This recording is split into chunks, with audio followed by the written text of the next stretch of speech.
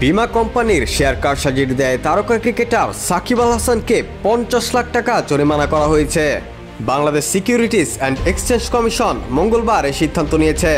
এই ঘটনায় কারসাজির নায়ক মোহাম্মদ আবুল খায়ের হিরু সহ আরও 3 ব্যক্তি ও 3 প্রতিষ্ঠানকে 1,63,00,000 টাকা জরিমানা করা হয়।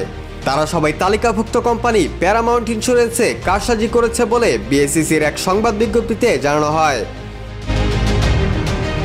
শেয়ার বাজারে সাকিব ও হিরু চক্রের কারসাজির বিষয়টি একাধিক জাতীয় দৈনিকে এর আগেও উঠে এসেছে।